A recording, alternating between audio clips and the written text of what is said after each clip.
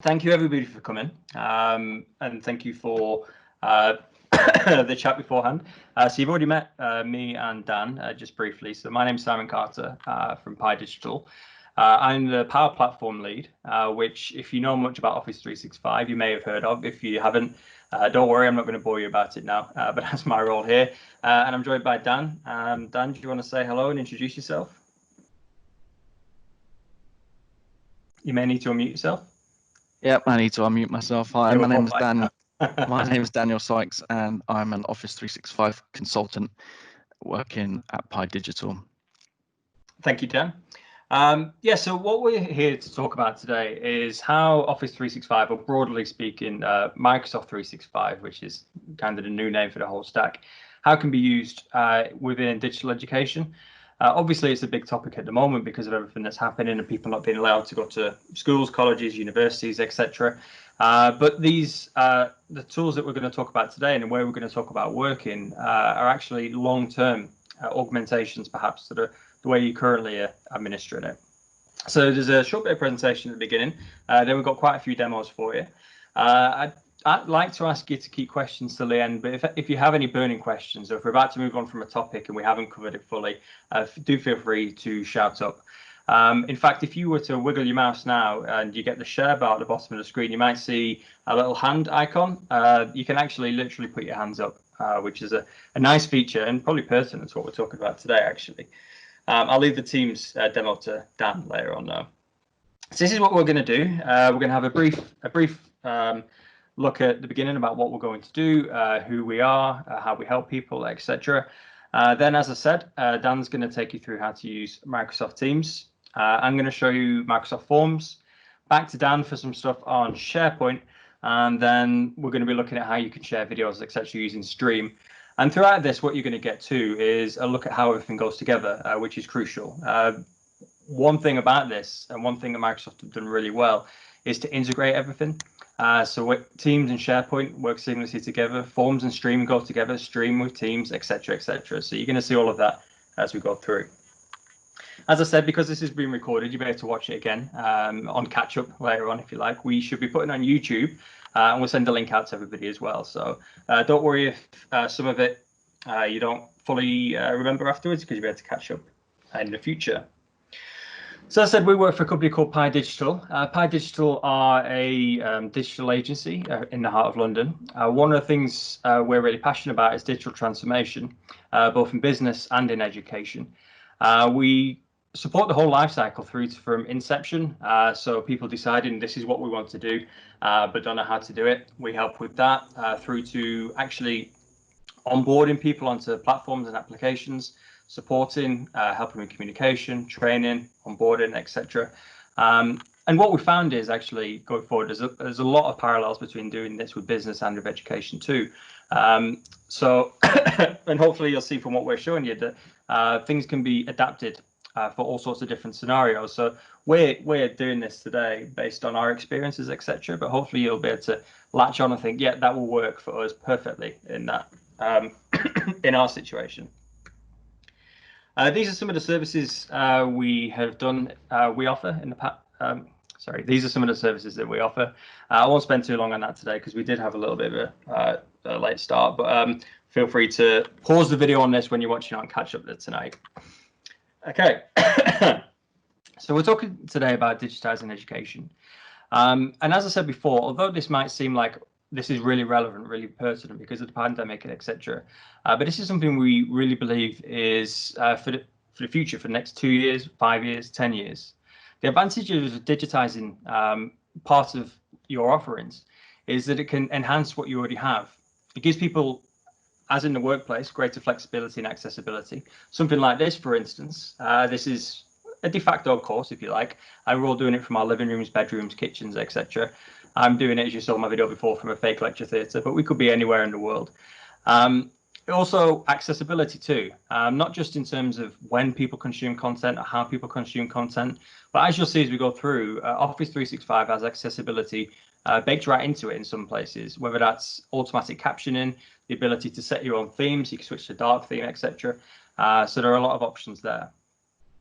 Collaboration and connectivity, new ways. It isn't necessarily new ways to students. That's one of the things that we found when we've been in businesses that have apprentices come in. We're sort of using tools that are familiar to the outside world already. These are just different ways of being able to connect with people. So for students and teachers and one-to-ones and so on, rather than having to book a time to go to an office or something like that, you could quickly spin up a chat on Teams or Zoom, as people like to do in the outside world, but we're going to say Teams. Either way. In the future, there'll be opportunities for personalized learning tracks as well. Not just from the content that people consume, but the way they consume it. So it could be that you have a variety of offerings long term, from people turning up and being actually physically present, to being online, to doing something via video, to do something with interactive tools. And what it will help is for people to get the experience that works best for them. And that will lead on to more engagement. That's what these tools are all about, giving people a choice, giving people a freedom, and better engagement tends to lead to better results. I'm going to hand over to Dan now. Dan's now going to take you into talking more about Microsoft 365 and how it works a little bit, and then we're going to jump into some demos. So Dan, over to you. Hi, everybody. I think the first place to start is talking to you about introducing you to the idea of Microsoft 365 groups, because this is what happens behind the scenes in your Microsoft 365 tenant, and it's useful for you to understand this from the very beginning, because it supports the whole idea and principle behind collaborating and working collaboratively using various apps and services that are in Microsoft 365. So at a very high non-technical level, this diagram shows you that you have this concept of Microsoft 365 groups, and a group is a place where you have permissions that are managed within the Azure Active Directory. So in your Microsoft 365 tenant for your organization, you'll have something called the Azure Active Directory, which is where groups reside. And what that means is that you can manage the access to groups. So within your organization, you will be able to have multiple groups with different members within those groups. And then within what a group provides you with is applications, features, and services that the group of people can use within that group. So for example, the key ones here are the group gets a shared Outlook inbox because it has an email address. It has a shared calendar. It has a SharePoint team site. It has a planner, OneNote notebook, a Yammer group, and a team. So we're going to talk about Teams and SharePoint within this demo, but it's just good for you to understand that when we're talking about those things, they come as part of a group. So when you create the group, Microsoft in Microsoft 365, it provisions all of those sets of resources and applications for specifically for that group. So that's kind of a key thing to understand. So we might come back to that a bit later. And obviously, because you've got a group that is managed within your Azure Active Directory, the way that Microsoft has allowed this to work is that you can connect other applications that might be inside your organization, or they might be outside your organization, connect them and make them available to groups. So for instance, if you have, let's say, some cloud storage in something like Box or Dropbox, that you have a repository of information in there, you can connect to that repository from your group via Teams. So it gives you a kind of, from a user perspective, they go to Teams and they can seamlessly access content that's stored in a third-party service. So it's useful to think about that as well. So that's what this diagram shows. So what we're going to focus on today is Teams Forms, SharePoint, and Stream. And as I just mentioned, these are 4 aspects of things that are provisioned as part of an Office 365 group. So when we look at Teams, it will be about how a collection of people can work together collaboratively in a private space, where thinking about it from an education perspective, could use that space for delivering classes, managing course content, allowing group meetings, allowing people to have face-to-face chats, storing and sharing resources within that private space, perhaps even having calls within that space like we're doing now and recording them and having a place to view them later. And then Forms is a specific application that is part of Microsoft 365, which you can use to create various forms, and Simon will go into this with you, but things like you might want to have quizzes or polls or surveys, so to collect feedback from people and store their responses securely and be able to analyze those responses. So that's something that I think is quite useful, and that it integrates with the other Microsoft 365 applications. SharePoint is from a technical point of view, is a platform, which means that it's cloud-based. It's an application which can be extended in many different ways. One of the more traditional features that it has is for storing files, and it's been around for, I think, about 2003 as a content management system for document management, and it's developed and evolved over that period of time since then. So really, SharePoint is much more established than these other 3. Whereas Teams has been around for maybe 3 or 4 years, SharePoint's been around for a lot longer. And as well as storing files, it gives you options for what kind of browser-based sites that you want to have. So for instance, you could have a communication site which is focused around publishing high-level content to people, or you can have a team site which is around a space where a team can go access an intranet page and access content and other resources. And then Stream is actually a video portal service that's part of Microsoft 365, and you can use it sort of separately from Teams, from groups, or you could use it enterprise wide, or you can use it in an integrated fashion with Microsoft 365 groups. So you can connect a Stream channel to your team or to your SharePoint site, for example. And so it basically gives you a place to store video content and to decide how you want to structure that content and then publish it and make it available to people in your organization. So it's a storage repository for that. Okay, so does anyone have any questions at this point before I move on? No? Okay, so I think what I'll do is I'm going to go into Teams first and spend 10 or 15 minutes looking at Teams functionality. So what I'll do is share my screen with you and hide Simon. Click Teams. Okay, so with Teams, you have 3 options for accessing the team. The first is through the browser. There's a web-based Teams application. The second is through the desktop application, which you download and install on the machine. And the third is through the mobile application. So you can use any of these. The main difference between them is that the desktop version is slightly more feature-rich, but only very slightly.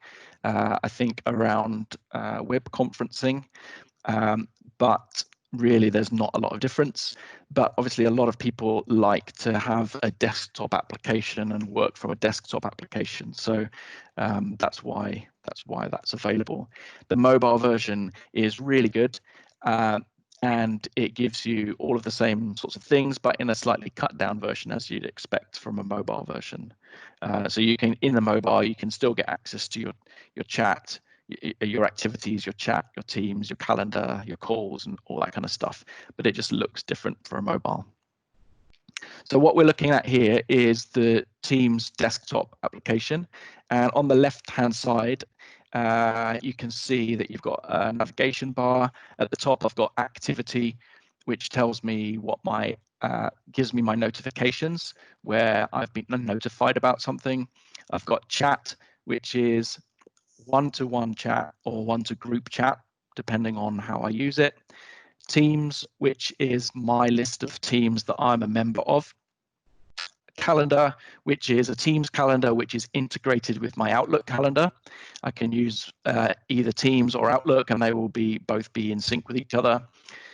Calls, which is a list of my calls that I've made from Teams, and files, which is a list of my files across various different places, Microsoft 365, from within my team, from my OneDrive in Microsoft 365, and so on. So what the Teams app gives you is not just the teams that you're a member of, it also gives you other features that are kind of helpful for helping you in your working life.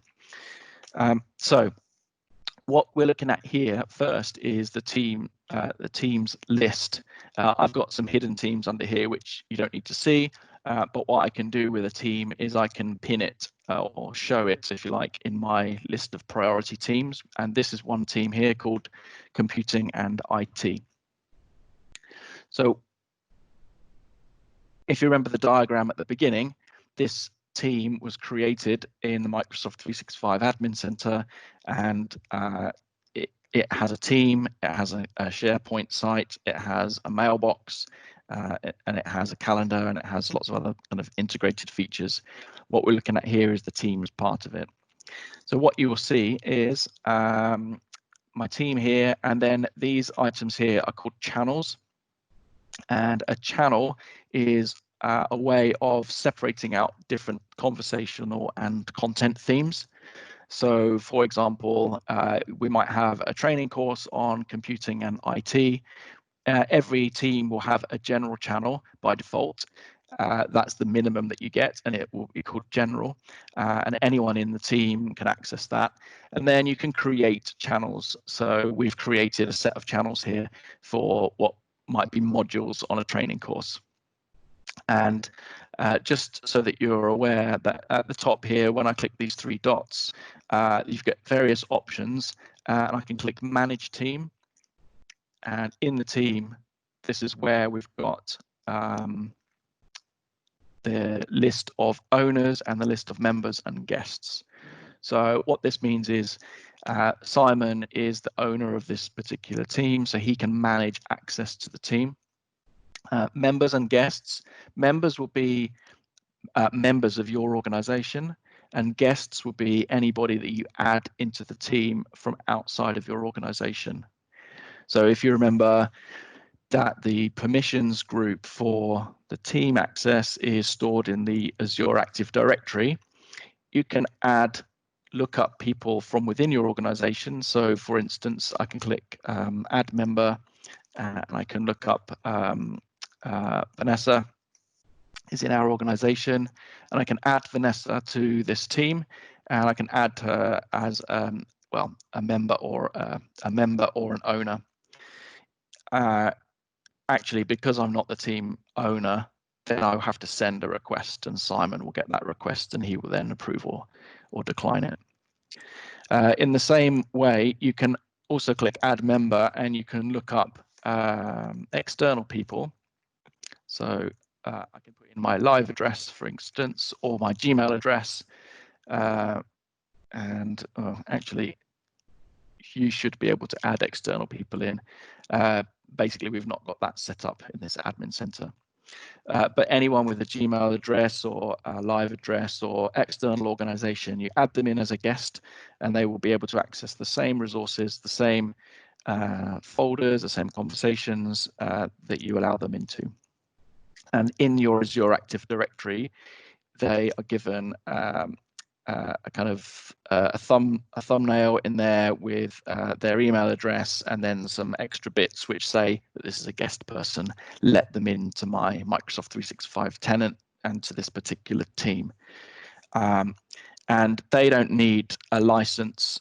So obviously all of your internal people will need a license to be able to use Microsoft 365, but guests don't need a license. They are allowed in for free, if you like. So that's managing the team. So in your organization, what you can do is decide on which people you have as owners of teams, and then set up a team for them, and then add them in as owners, and then the owners can go and add their own members of the team in. And it's a kind of a shift in a lot of organizations where they're used to submitting an IT request and asking for IT to add people to folders and things like that, and they have to wait a couple of days for IT to process the request and then get them into the folder so they can access their files and all that kind of stuff, and it takes time. With this approach, you're devolving some of that responsibility to team owners. So you just make them an owner of the team, and then you say, a bit of training, here's how you add people, off you go, you've now got control of that. With regards to the channels, we can create standard channels or private channels. So let's say we have a channel in here that is private, that we don't want everybody in the team to see. We can make it a private channel. So I'll create one now just to show you. So at the top here, we just click add channel, and I'll call it private channel. You can put in a description of the channel, and then in the privacy section, it's set to standard by default, accessible to everyone on the team. Or I can change that to be private, only accessible to a specific group of people within the team, and then click next. And then it adds that channel, and then it asks me if I want to add any members to that private channel. And you can see that it's now listed here, and it's got this padlock next to it showing that it's a private channel. And if you look at the manage the channel, that I am the owner of the channel and I've got access to that, nobody else can see it. So in reality, what you would have is you wouldn't allow team members to be able to create private channels. What you would do is you would stop them from doing that in the team settings, which I can't see because I'm not the owner, but Simon would see some settings here, and he would be able to control who can create channels and private channels. So typically it would be the team owner that would set that stuff up at the start, and then manage who has access into the channel. So if you have some stuff which is sensitive and you don't want everybody to see it in the team, but you do still want it connected to the team, then you create a private channel, and you will only see that private channel if you've got access to it. Otherwise you won't see it.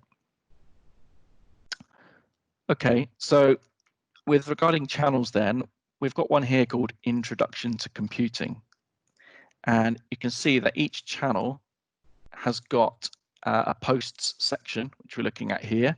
It's got files and it's got a wiki by default, and then Simon's added some a video tab at the top here. So each channel will have its own posts, files and wiki, and what that means is that when you want to talk about Introduction to Computing, you can come into this channel and you can talk about it here, and you can see that I've posted something here.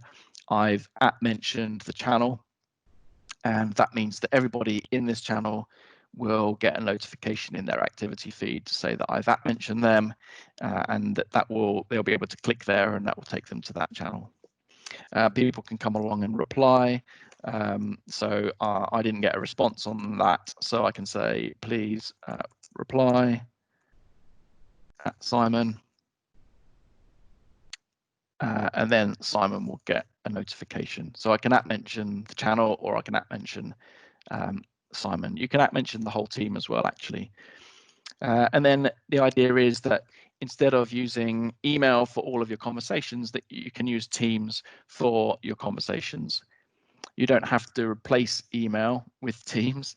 It supplements email, but it's a place where you can have perhaps slightly more informal conversations, or you can talk about more kind of topical things or something that's happening that particular moment in time. So I've got, I can't find this piece of information. Can somebody help me? Mention the team, and then somebody can reply to your message and let you know where it is, instead of having to open email and create an email and type in all the people that you need to receive the email. And then I can come along and I can like Simon's reply so that he knows that I saw this post. You can build up threads like this. You can start up a new conversation at the bottom. You can put in a subject.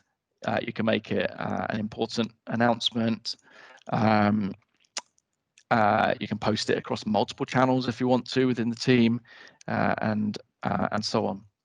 You've also got this feature here, which is called attach, which lets you attach documents or links to documents from other places. So if you've got documents in the team already, you can click Browse Teams and Channels, and it will show you these are folders and files that are in my Introduction to Computing channel files. So I can share a link to that, instructions for submitting work through Teams. I can share that here. I can say at Introduction to Computing, please read this document,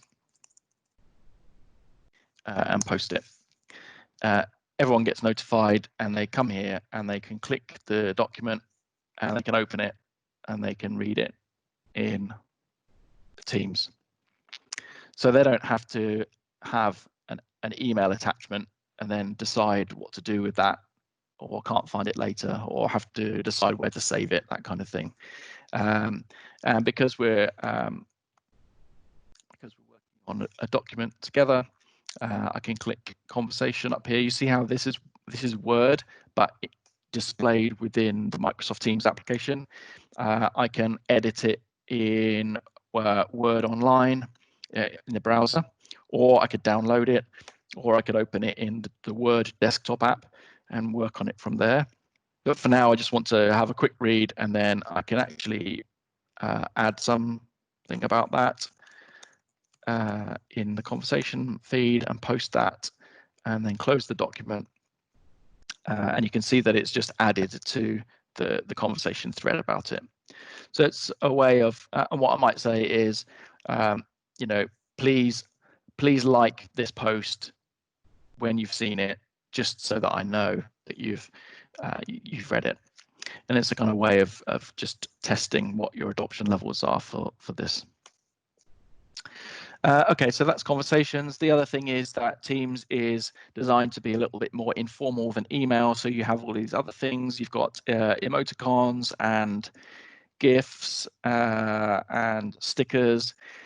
And what you can do in the background in the admin center is you can determine the level of strictness for these. So you can say, I want strict content, or I'm happy to have any content. So you can set those things in the background, which apply across the entire organization.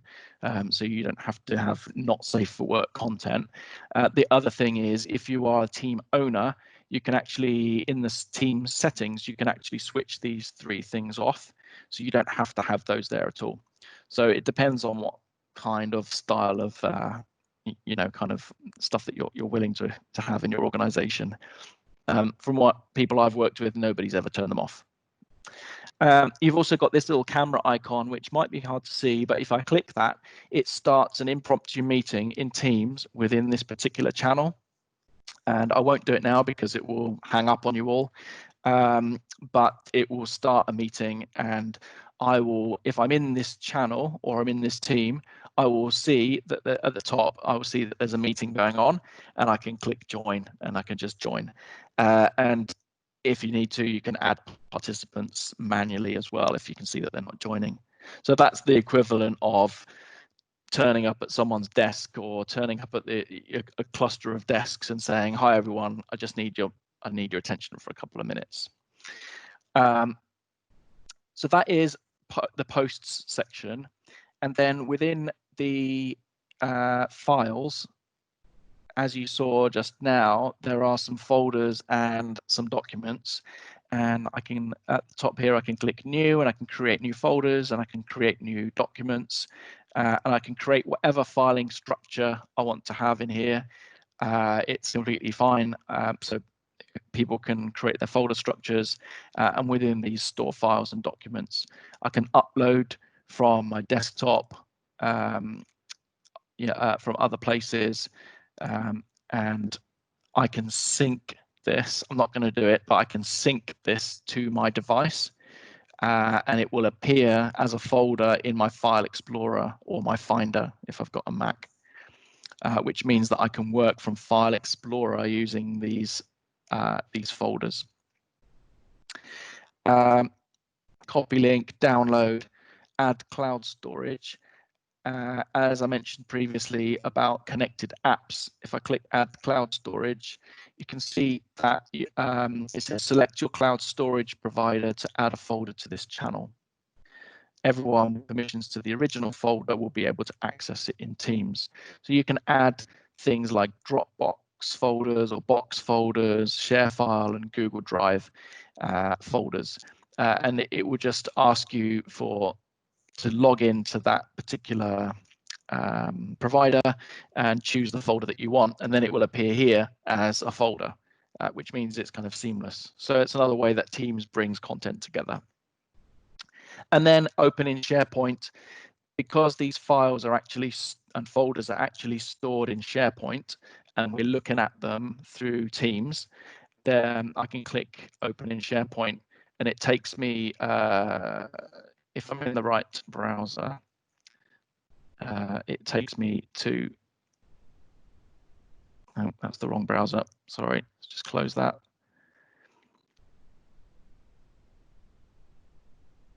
There we go.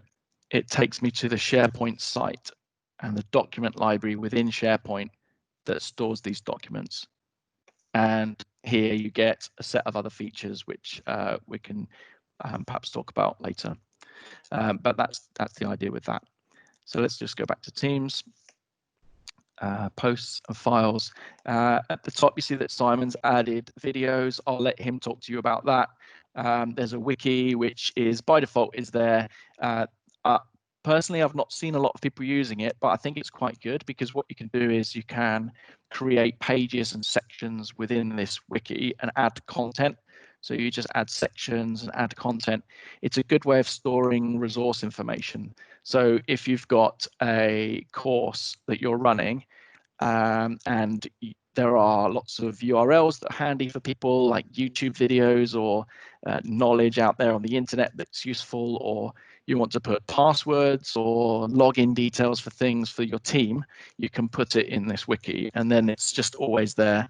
You don't have to email it out to people. They can just go to the wiki and have a look, find what they're looking for, and you can just update it here, and it's updated for everybody. So it's a slightly different way of working. You don't have to have people going, oh, where's the password? What was that link that Dan asked me to look at? I can't remember. Have a look through my emails, try to find it. It's just always here. And this is the kind of stuff where, we were talking about this previously, is around in your sector that you want things to be repeatable. You want to be able to set something up and then repeat it without having to do any work afterwards, or minimal work afterwards. So you might have this structure that's set up, and then you might have a course that runs, and then at the end of the course, people leave. You could remove them from the team, and then when a new wave starts, new people can join, and you add them to the team, and all the content's already there. All the links that you set up are already there. You don't have to find them again and send them again. So it's about finding ways that make it more efficient for the people that are the team owners, and for the kind of collaboration that you're trying to do within your organization. So in that sense, there is some work to do up front, which is about defining what you need and helping administrators and team owners understand how this all works. And once they have got that, then that's done, and then hopefully in future they will be the people that will be managing the collaboration and understanding how it works. And they can be the people that onboard people and coach them. And then the final thing really with this part of Teams is this plus button. If you click there, you can add, it shows how you add tabs. So I can add different sorts of tabs. So Power BI is business intelligence data service from Microsoft. So you can add Power BI dashboards if you've got licenses for Power BI. Stream, which is the video portal, or websites, or YouTube. So if you have a YouTube channel that you have, you could put that as a tab within Teams, so you can see how it's bringing different resources together, and so on. Okay, so I'm just aware that we haven't got a huge amount of time left, so let's have a very quick look at another couple of things. So we've talked about Teams and so on. We've also got the calendar, and in the calendar I can create new meetings and add a meeting, look up my attendees and set all the kind of meeting things, choose which channel the meeting is going to happen in. It might be in this channel, it might be in a different team entirely, and you can choose which ones where the team meeting is going to happen. And you've also got scheduling assistant, so you can see when people are available. And this is all integrated with Outlook. So this is one way of managing that. The other way is with Outlook. If you open your Outlook calendar, you'll see that when you install Teams, you get a Teams app add-in up here called New Teams Meeting. And so I can click that and it opens an Outlook invite, and in the invite it's got a unique link to this particular team meeting. It's a unique URL, it's only one particular meeting. And then I just put in my title, and I've just set up my meeting in the same way that I always do, by adding people into the meeting and sending it out to them. So if you think for a moment about, we were talking about working in a team, you might want to use the Teams app to have meetings with people that are in your team, but also outside your team. This is how you would do it. Anybody in your organization that clicks that link, it will open the Teams app and they join the meeting. And if we go back to Teams again, so thinking a little bit outside of Teams, the actual team that you work in day to day, you've got chat, and within chat, you can see that I've got various chat messages here, and I've pinned conversations that I have. So this is working across the whole organization. It's not just within my particular team. And you can see that I've got external people that I can chat with if they've got Teams, and you've got these items here are meetings. So this meeting is happening right now. We've actually got a chat that's running for this particular meeting. So I could start sharing things in here and you would receive that. You can see all the members here. Files, meeting notes, whiteboard.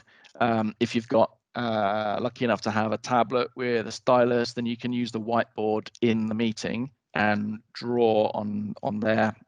And actually draw diagrams and so on, and it works just like a whiteboard. So that's kind of another really handy feature. So it's about digitizing everything really, and making everything accessible through this kind of conference calling. So in here I've got one-to-one chats, and you can create one-to-many chats. So I can add people to each of these chats. So my chat with Simon, for instance, up here, I've got the chat with Simon.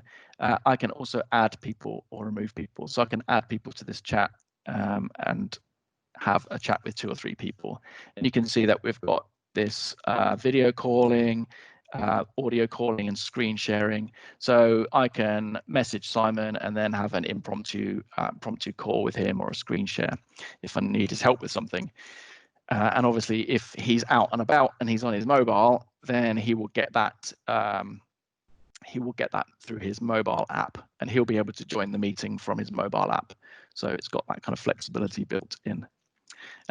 Incidentally, you can see this little camera here. That's because that's showing me that there's a meeting happening in that particular chat.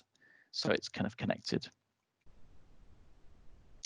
Okay, so I think that's all I wanted to talk about regarding Teams, because I know we're running out of time a little bit and there's a lot more to cover. So does anyone have any questions at that point? Because I'm happy to answer anything.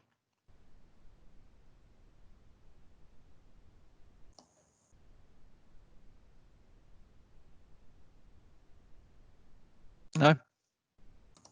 Okay. So Simon, I think I will hand over to you actually, just to have a look at forms. Yeah, thank you very much.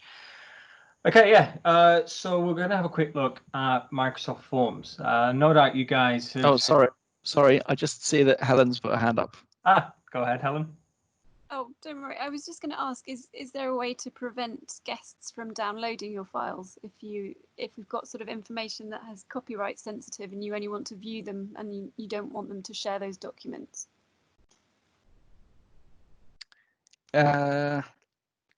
Yes, there are ways that you can do that, and it's managed through SharePoint, and also so there are different levels of security that you can apply. At the Teams level, there isn't a huge amount, but because it's connected with SharePoint and it's connected to the underlying security settings that you've got for your Microsoft 365 tenant, that's where you would make those sort of changes. So, for instance, you could give people view-only access to content, which would prevent them from being able to download it.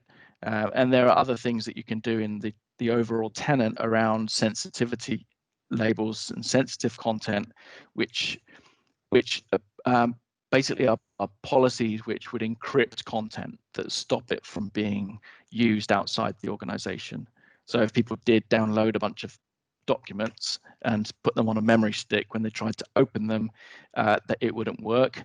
They would have to be used. They'd have to be, let's say, on your domain or whatever. So there are various options, and it would really need a discussion about precisely how you need it to work, and then it's a case of configuring it somewhere within Microsoft 365 tenant. Okay, thank you. Okay. Yeah, thank you, Helen. If it's okay, we'll probably get in touch with you in the next couple of days with a bit more information on sharing and what guests can and can't do in Teams, etc., just to help you out along those lines too. Excuse me, I don't talk for half an hour and not losing my voice. Okay, so we're going to have a quick look at forms. As I was saying before, I think if you've been using 365 at all for a little bit, you probably stumbled across forms. And in fact, forms for a while was only available to education tenants before it was released to everybody else. With forms, the idea behind it is that you can quickly spin up surveys, quizzes, polls, as Dan was saying before. It's very easy to use, very easy to share, and you can have a functional survey up within 5 minutes if you wanted to. What I have on the first tab here is a section called My Forms. The idea behind this is I can create a form, I can share it with anybody in the organization, I can say anyone else in the organization can use it, I can say anybody in the world can use it, and it's anonymous. I've got different options on there. What you can also do with forms, as I'll show you in a few minutes, is you can connect them to videos and stream, which is a really useful feature. What I've done here, though, is I've created a form within a group. When you click onto group forms, if you don't have any group forms, it will list all of your groups. Once you do, you can add, you can change the group that you're in from there. You can add a new group form, you can add a new group quiz. Ordinarily, best practice would be to create, if we were talking about a classroom situation or somewhere where you wanted to collect feedback on something, or if you wanted to collect results to a quiz or something like that, and you didn't want those results to be visible to other people within the group, you probably wouldn't set it up like I have here, where we're in the computing and IT group, and I've set up a feedback survey for the group. I'll show you why in just a minute. So it's best practice to have another group, perhaps for the admin for the courses, and that is where you create your surveys and your quizzes, etc. from. To set up a new form or a new quiz, very straightforward. As you can see, you just pick your group and then you click, and then you're away. All you need to do is put in a few details. I'm going to call this actually a few details. There you go. A description if you wish. And then start to add different types of questions. If you've never used this before, I reckon you can already figure out how it works. You've got choice type questions, you've got text-based questions, a rating. You know, what do you think about this? 1 to 5.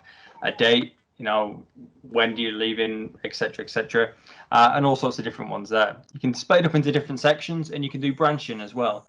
Branching is if somebody says yes, send them here. If somebody says no, send them there. So you can actually get a more in-depth, a richer experience.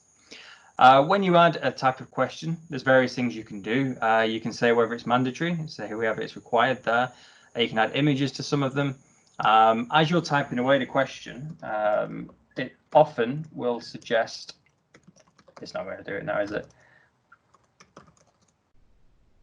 Often it suggests options underneath. It works best with yes or no questions, I found, actually. You can add more and more options. You can add another option to let people in there. And all of these are basically the same. When it comes to text-based questions, you can specify this as a long answer because you want more information from people. And you just build it up like that. As I say, within 5 to 10 minutes, you can have a functional survey that's ready for everybody. As for the design, you're able to add in images from your OneDrive, from Bing image search, stock images as well. You can change the theme of it depending on what you want. And you go and have a nice octopus one there. Then when it's ready, as with most things in Office 365, you can see there it says it's saved. It's saving as it goes along, so you don't have to keep on hitting save over and over again. If you want to see what the end user is going to see, you have the option to hit preview, and it will take you through the quiz or the poll or the survey in this case, exactly what as a person would see. And then when you're ready to share it with everybody, all you do then is hit share and then choose the type of share that you want. And we've got these two here. Only people in my organization can respond, or anyone with the link can respond. And it's as simple as that. If I chose this here, I could copy that link and send it to all of you guys. Most of you don't work with Pi Digital, we've just got Dan here who does. But any of you will be able to respond to the survey, and and we'll be able to collect the results, which would be ideal in various situations.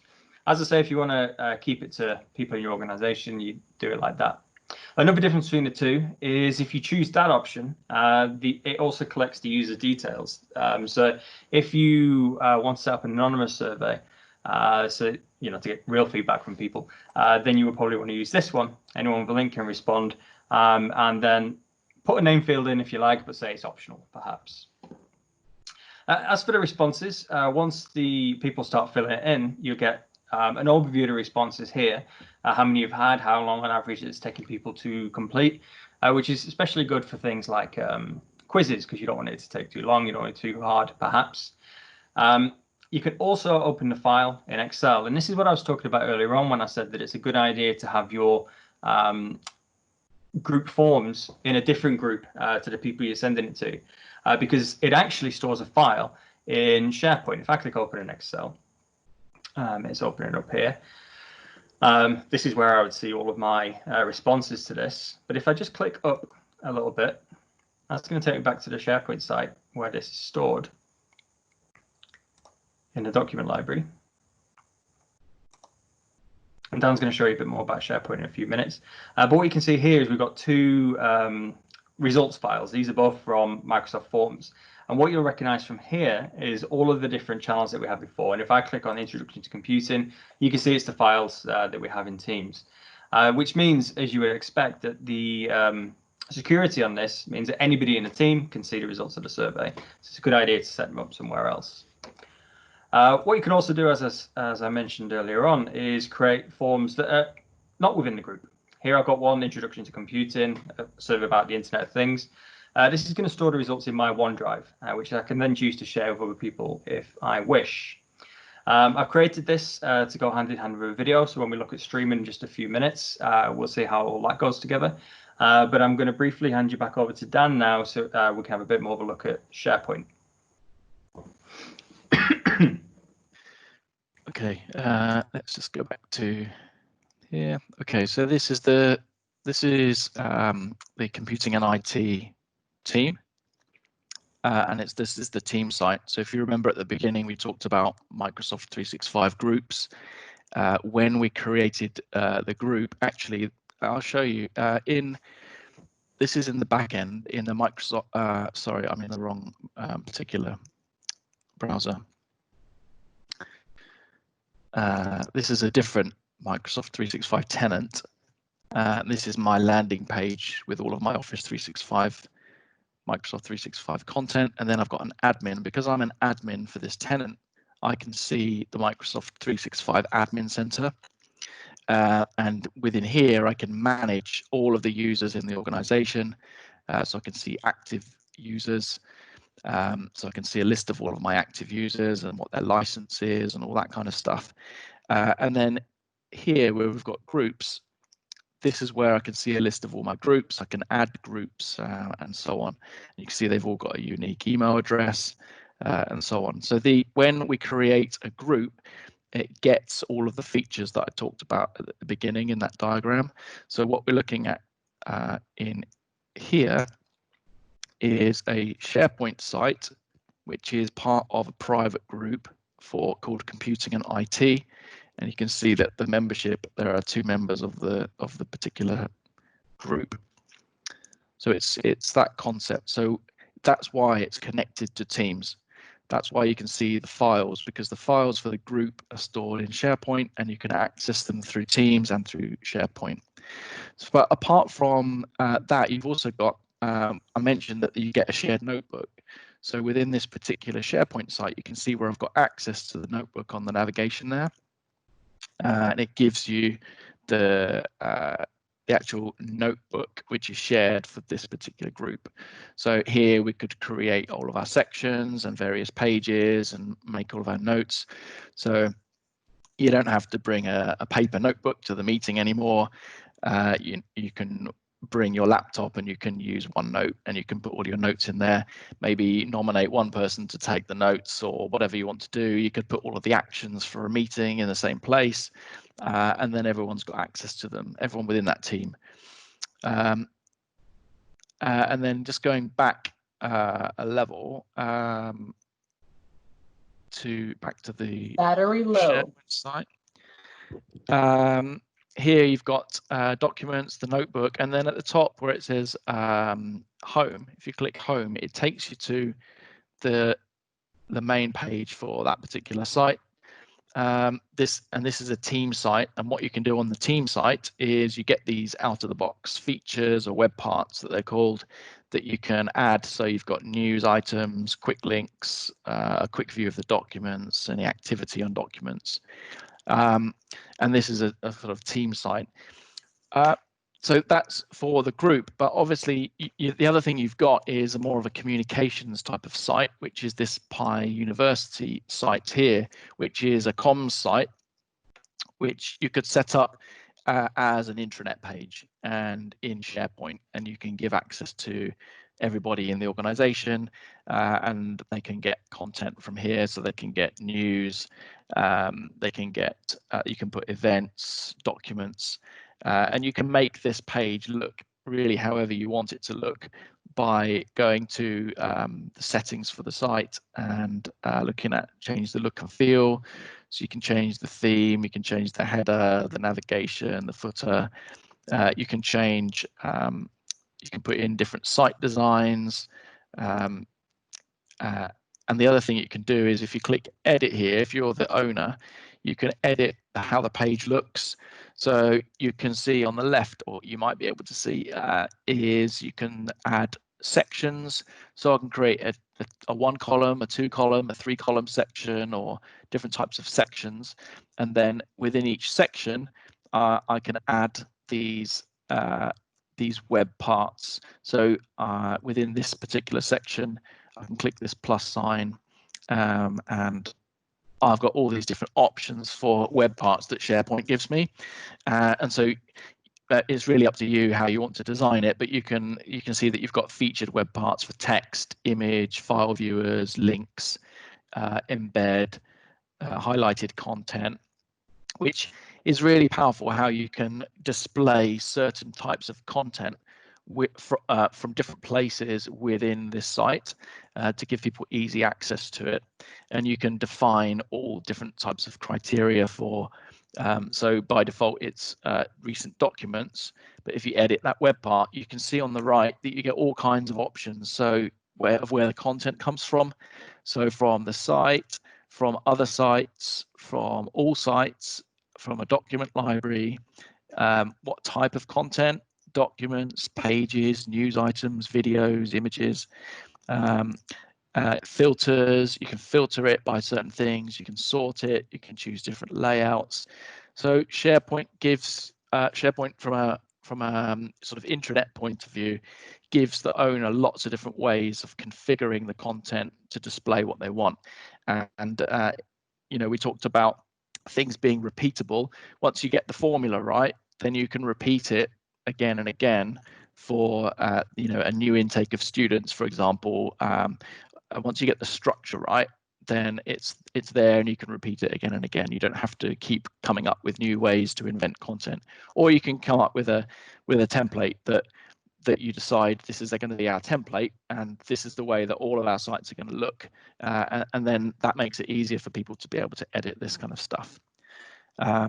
Let's just close that highlighted content, and there's another one which I normally use is people.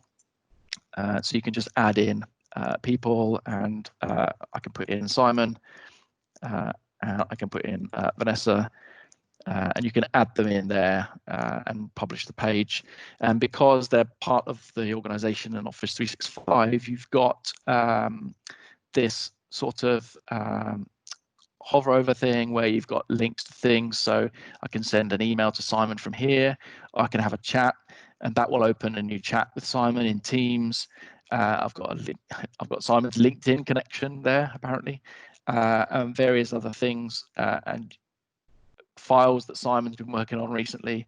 So you can see how Microsoft 365 is integrating all of these different aspects and features to try to make it easier to get things done. So I think, Simon, was there something else I was going to mention on SharePoint? No, I think that was it. We're going to talk about Stream next. I think that was everything. Yeah. Yep, I think that was it. Yep. Yeah. I was going to transition nice and seamlessly into Stream, but obviously that failed. So I'll let you take over and just do the bit on Stream. There we go. Yeah. Thank you for seamlessly moving into Stream. We're done. Thank you for holding on. I know we've run over a few minutes. We're just going to have a quick 5-minute overview of Stream. As Dan said before, Stream is about videos. If you think of it like YouTube for your organization, it's as simple as that. What you can do is create videos and channels as you can in something like YouTube. You can make them accessible for everybody in the organization, or you can put them into the groups we've been talking about all the way through. So if I go up to the top where I've got my content, as somebody who's going to be adding stuff to Stream, you can see it's got videos I've uploaded in the past, it's got groups that I'm a member of, channels that I've created, etc., and meetings that have been recorded. And this is one of the key things that I wanted to mention as well. If you're running classes or group chats through Teams meetings, and then you hit record during that meeting, it's going to get put into Stream, which is a really useful feature.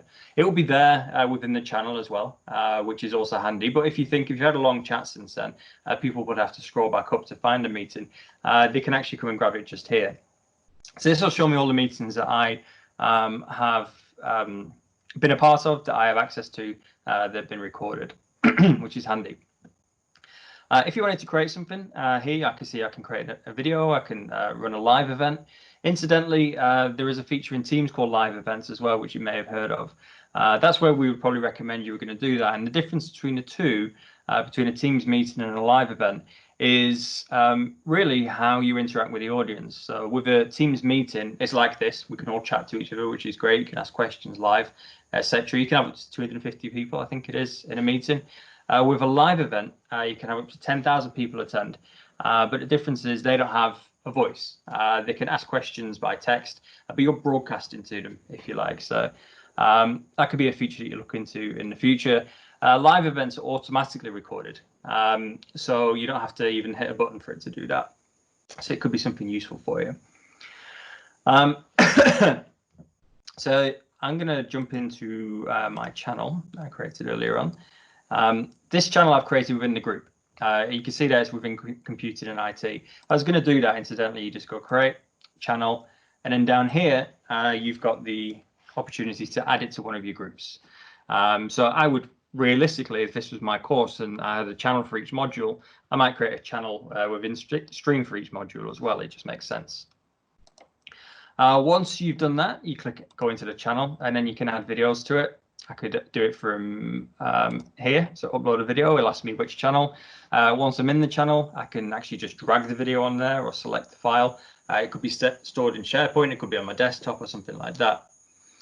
One of the things I have here, I've uploaded a video on the Internet of Things. It'll auto start playing, so I'm just going to stop it. There you go. Now, one of the cool things about this is that we talked about accessibility before, and what happens when you upload a video into Stream is it automatically transcribes it for you. I'm not going to pretend it's 100% accurate. With me mumbling away in my northern accent, sometimes it does stumble a little bit. Fortunately, the guy who did this one was an American chap, so he's probably done it absolutely perfectly. I uploaded this video, and within 3 or 4 minutes, the transcript was there.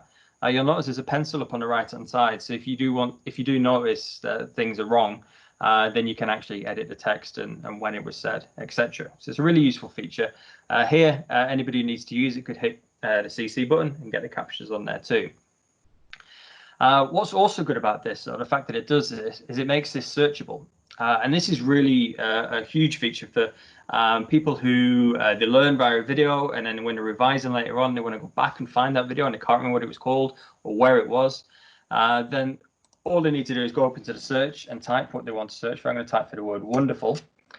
And here it is, because he mentioned the wonderful cloud at 5 minutes 38 seconds. It's found this video for me, which in itself is one that's going to stop playing again.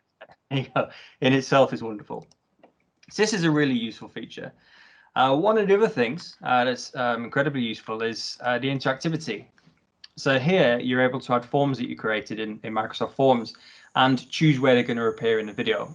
So I created a quick question about security of the Internet of Things for people to see, and you see it pops up at 5:46. No special reason, but if you'd been talking about security at that point, it would work perfectly. How that manifests itself is as we're playing away, he's talking away.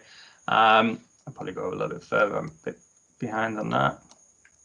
And in a second, the notification is going to come up on my screen, which will give me the opportunity here to click that and then complete my form. I complete the form here, put a bit of thoughts in there, hit submit, and that's going to now go and record it to the Excel file we were talking about earlier on. Get my thank you message, which is nice, and then I can get back to the video. Battery low. Sorry, that's my speaker running out of battery. I don't know if everybody heard that. Made me jump. You can add as many of these as you like in there as well. So if this is like an hour-long video, you could put in quick questions along the way. The cool thing about that, I suppose, is you know that people are paying attention or not. And you could put one at the end, which is a general feedback, I suppose, with that too. With Stream, it works with Teams as well. I'm just going to bring myself across here. There's Dan. Hi, Dan. As Dan mentioned to you a couple of times, I put a videos tab on there as well. How that works is you add it. I called it videos. It actually, out of the box, is called Stream. I just wanted to do that, but you choose Stream there as a new channel. You can have it linked to it, just one video. You go and get the URL, or you can do it a whole channel, as I did on there. And as you can see, it lists all the videos from that channel. This actually is possibly preferable to you because when the user clicks it, it automatically fills the screen. You can make the one full screen if you wanted to, but you can see this is already there. And again, when they get up to the point where the survey was put in, they get the opportunity here to click that button and fill in the form, as we saw earlier on. So a couple of takeaways from that, I would say, for Stream, how it's going to work in your situation especially. You set up your meetings in Teams for classes or meetings, seminars, etc. Hit record, it goes into Stream, should be transcribed as well. Any videos you upload are all transcribed automatically, which makes them searchable. You can also edit that transcription, remember. You've also got the option of going into forms and creating forms. You need to do the form first and then adding them to video whenever it's relevant. The results of those forms could be stored in a SharePoint group, Office 365 group, sorry, in a SharePoint site, or if you've done it yourself, it'll be stored in your OneDrive, which you can then share with others if you wanted to as well. Does anybody have any questions on Stream? No, fantastic. Well, that wraps that up. Unless anybody has any questions,